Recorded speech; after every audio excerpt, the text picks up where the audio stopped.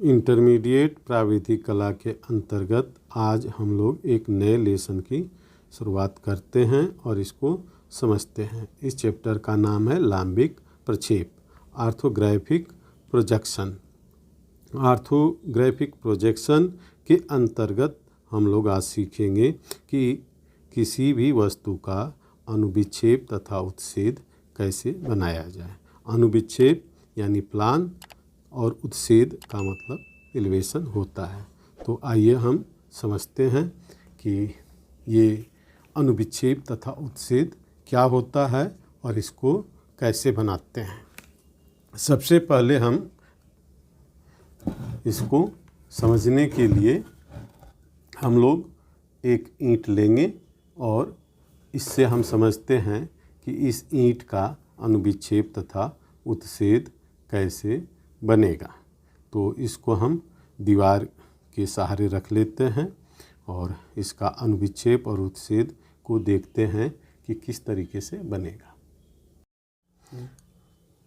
ईंट का अनुविक्षेप तथा उत्छेद बनाने के लिए इसको दीवार के पास रखते हैं और समझते हैं कि इसका अनुविक्षेप और उत्छेद कहाँ और कैसे बनेगा।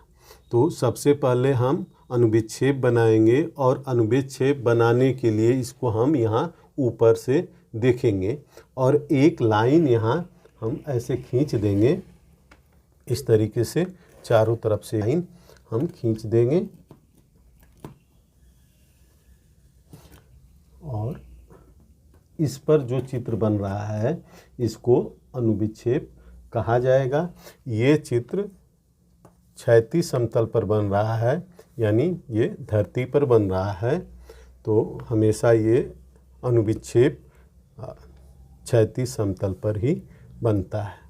अब इसका उत्छेद बनाएंगे और उत्छेद बनाने के लिए हम इसको यहाँ सामने से देखेंगे।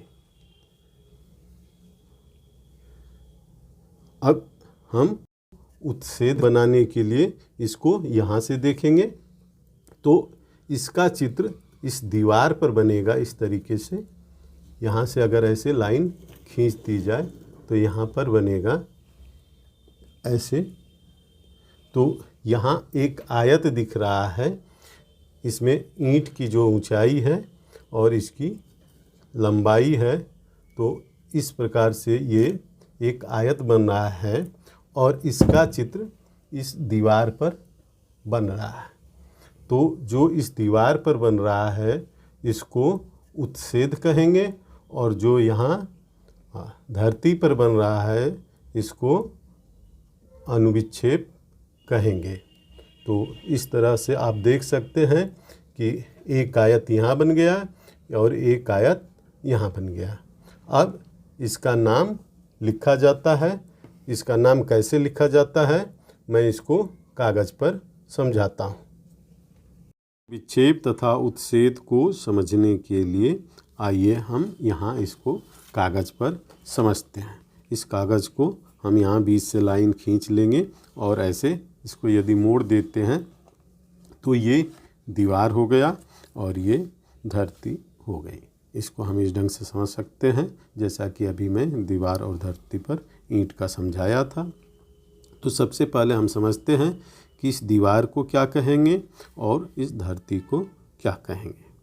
अब इसको हम ऊर्ध्वाधर समतल कहते हैं, यानी वर्टिकल प्लेन कहते हैं, और नीचे क्षैतिज समतल कहते हैं, इसको हॉरिजॉन्टल प्लेन कहते हैं। तो आप इसको शॉर्ट में HP लिखते हैं और क्षैतिज समतल अगर हिंदी में लिखना है तो इसको 6 लिखते हैं। और ऊपर इसी तरीके से वर्टिकल प्लेन को VP लिखा जाता है और यदि हिंदी में लिखना है तो ऊर्ध्वाधर समतल को US भी लिखा जाता है। तो इसको सबसे पहले आप समझ लीजिए कि ऊर्ध्वाधर समतल कौन सा है और क्षैतिज समतल कौन सा है। यानी जो ये ऊपर का हिस्सा है यानी जो दीवार है इसको ऊर्ध्वाधर समतल कहते हैं और ये जो नीचे का हिस्सा है इसको क्षैतिज समतल कहते हैं। और ये दीवार और धरती आपस में जहाँ पर मिलती है इसको प्रतिच्छेदक रेखा यानी इंटरसेक्शन लाइन कहते हैं। इस लाइन को हमेशा य र से ही दर्शाया जाता है। इसके लिए हम कोई भी दूसरा नाम नहीं लिख सकते हैं। और यदि इंग्लिश में हम जब सारे नाम लिखते हैं तो इसको एक्स और वाई से ही लिखेंगे, इसका कोई भी नाम दूसरा नहीं बदल सकते हैं। तो अब ये एक प्लेन कागज़ है और कोई भी जब हमें अनुविच्छेद तथा उत्छेद बनाना होता है तो सबसे पहले हम य र यानी एक्स वाई रेखा को ऐसे खींच लेते हैं और इस पर हम उत्छेद एवं अनुविच्छेद बनाते हैं। तो उत्छेद का चित्र कहाँ बनेगा और अनुविच्छेद का चित्र कहाँ बनेगा अभी मैं समझा चुका हूँ ईंट के माध्यम से। अब ये एक माचिस है और इस माचिस को हम देखते हैं और समझते हैं। तो सबसे पहले हमने ये प्रतिच्छेदक रेखा खींच लिया है और इस माचिस को हम यहाँ इस तरीके से रख देते हैं। तो ऊपर से जब हम इसका देखेंगे तो अगर एक लाइन खींच देंगे तो एक आयत दिख रहा है हमको ऊपर से। तो इस तरीके से ये एक आयत बन गया और अब इसमें नाम भी लिखना होगा। अब यहाँ पर ए बी सी और डी, ठीक। तो यहाँ पर अब ए लिखा जाएगा, यहाँ बी लिखा जाएगा, यहाँ सी लिखा जाएगा और यहाँ पर डी लिखा जाएगा। लेकिन इसके पीछे भी ये चार कोने और हैं तो इसका भी नाम लिखना आवश्यक है। तो हमने यहाँ पर ए बी सी डी लिखा है और यहाँ पर ई एफ जी एच लिखा है। तो अब चूँकि ए बी सी डी ऊपर दिख रहा है और सबसे पहले इसको समझने के लिए यहाँ हम एक रफ कागज़ पर ऐसे लिख सकते हैं कि ए बी सी डी ये ऊपर है और इसके नीचे ई एफ जी एच है। यानी ए के नीचे हमेशा ई है, बी के नीचे एफ है, सी के नीचे जी है और डी के नीचे एच है।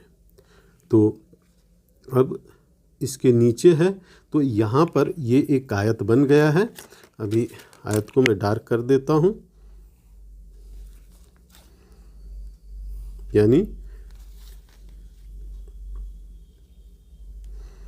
माचिस की जो लंबाई है और जो चौड़ाई है उतने का ये एक आयत बन गया है।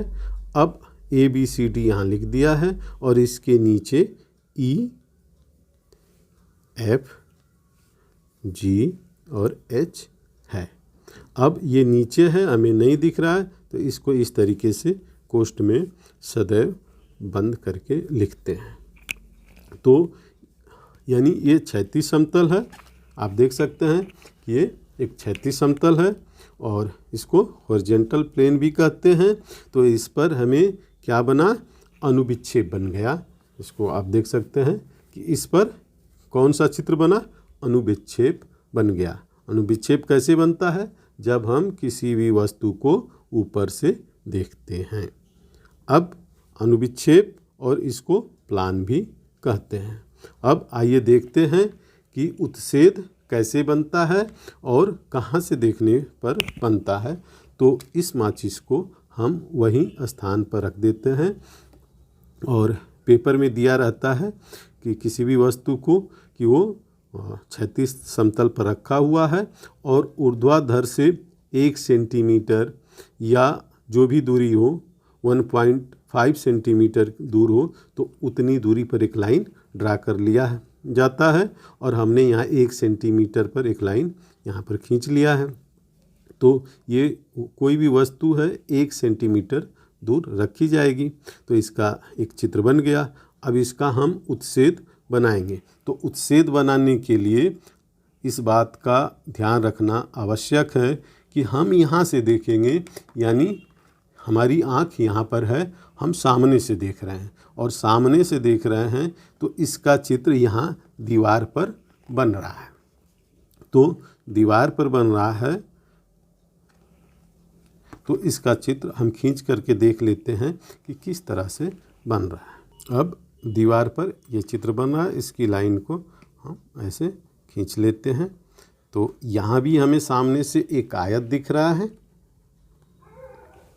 तो ऊपर भी आप देख सकते हैं दीवार पर एक आयत का चित्र बना हुआ है, लेकिन ये आयत दूसरे तरह की आकृति इसकी बनी हुई है, क्योंकि माचिस की जो मोटाई है आयत की यहाँ चौड़ाई बन गई, और माचिस की जो लंबाई है वो यहाँ पर इसकी लंबाई है। तो अब इसका यदि हम नाम लिखेंगे तो कैसे लिखेंगे, यहीं सभी बच्चों को भ्रम होता है और इसको समझना आवश्यक है कि इसको हम कैसे लिखेंगे। तो जब हम सामने से यहाँ से देख रहे हैं तो बी दिख रहा है और सी दिख रहा है, ये बी कोना और सी कोना, तो यहाँ पर हम बी लिख देंगे और यहाँ पर सी लिख देंगे। अब बी के पीछे ए और सी के पीछे डी है, तो ए हम यहाँ लिखेंगे और डी यहाँ लिखेंगे, और ये पीछे है इसलिए इसको कोष्ठ में अवश्य बंद कर देंगे, जैसे कि नीचे भी किया है। अब यहाँ पर क्या दिख रहा है, तो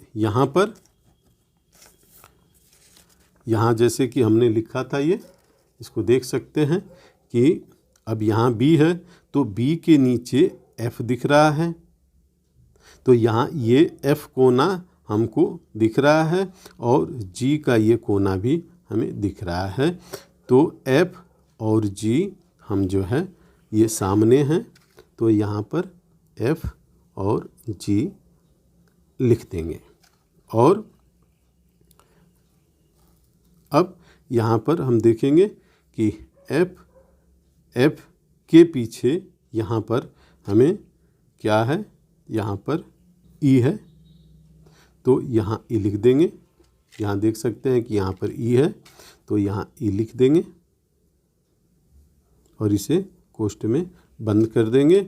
और यहाँ पर जी के पीछे एच है, यहाँ जी के पीछे एच है और एफ के पीछे ई है, तो यहाँ पर क्या लिखेंगे, एच है, और ये पीछे है इसलिए इसको हम ऐसे कोष्ठ में करेंगे। अब ऊपर ये जो चित्र बना है इसको हम क्या कहेंगे, उत्सेद यानी एलिवेशन। यहाँ हमने लिखा है, देखिए कि यहाँ बनेगा ये उत्सेद बनेगा, इसको एलिवेशन भी कह सकते हैं। तो ये दो चित्र बन गया, आप इसको देख सकते हैं। अब जब उत्सेद बनता है तो इसमें नियमानुसार डैश अवश्य लगाया जाता है, क्योंकि ये नाम रिपीट हुए हैं, तो जितने भी ऊपर नाम लिखे जाते हैं उत्सेद बनता है, तो यहाँ पर हम उसमें डैश अवश्य लिखेंगे। अगर हम इस पर एक बेलन को रखते हैं तो इसका अनुविक्षेप यानी हम ऊपर से देखेंगे तो ये एक वृत्त दिखेगा इस तरीके से, ये क्षैतिज समतल पर एक वृत्त बन जाएगा। और सामने से जब हम इसको देखेंगे तो ऊर्ध्वाधर समतल पर एक आयत बनेगा। और यदि हम एक इस तरह का कोई गिलास लेते हैं और इसको देखते हैं, ऊपर से देखते हैं, यानी अनुविक्षेप में हमेशा ऊपर से देखते हैं, तो हमें क्या दिख रहा है, एक इसका पेंदी का नीचे एक वृत्त दिख रहा है और इसके मुंह का भी एक वृत्त दिख रहा है। पेंदी का जो ये मुंह वृत्त है छोटा है इसका व्यास, और मुंह का व्यास बड़ा है, तो इस तरीके से इस पर दो बनेगा। जबकि हम इस सिलेंडर को देखते हैं तो इसमें दोनों वृत्त समान बनते हैं। और उत्सेद यानी ऊर्ध्वाधर समतल पर इसका आयत बन रहा है और इस गिलास का एक चतुर्भुज बनेगा। तो इसको और आगे की वीडियो में हम समझेंगे और इस तरह के प्रश्न कैसे आते हैं उसको भी समझेंगे। अब इसको आपको भली भांति समझने के लिए सबसे पहले एक कोई छोटा सा कागज़ लीजिए और ये जो चीज़ें इस पर लिखी गई है उसको लिख लीजिए। यानी ऊर्ध्वाधर समतल, इसको शॉर्ट में ऊषा कहते हैं, या वर्टिकल प्लेन तो वीपी कहते हैं। और इस पर क्या बनेगा, उत्सेद बनेगा और इसको एलिवेशन कहते हैं। अब यहाँ नीचे आइए, यानी दीवार और धरती जहाँ पर मिल रही है उस रेखा को प्रतिच्छेदक रेखा कहते हैं और हमेशा इसको या र अथवा एक्स वाई से ही लिखा जाता है। अब धरती पर इसको क्या कहते हैं, क्षैतिज समतल कहते हैं और ये क्षय और स से लिखा जाता है, या इसको हॉरिजॉन्टल प्लेन कहते हैं। इसको HP भी शॉर्ट में लिखा जाता है। और क्षैतिज समतल पर अनुविच्छेद बनता है, इसको प्लान भी कहते हैं। तो इसको इस ढंग से आप लिख सकते हैं और लिख करके इसको ऐसे लिख कर और समझ सकते हैं, क्योंकि इसको यदि आप समझते हैं तो आगे जितने भी प्रश्न आते हैं उसको समझना बहुत ही आसान और सरल हो जाएगा। और यदि आपको यह नहीं समझ में आ रहा है कि ऊर्ध्वाधर समतल क्या होता है, क्षैतिज समतल क्या होता है और उत्सेद कहाँ से बनता है और अनुविच्छेद कहाँ पर बनता है, तो आपको बार बार कठिनाई महसूस होगी और ये चैप्टर बहुत कठिन लगेगा। लेकिन इस बात को यदि आप समझ जाते हैं तो बहुत ही सरलतापूर्वक आप कर पाएंगे इसको।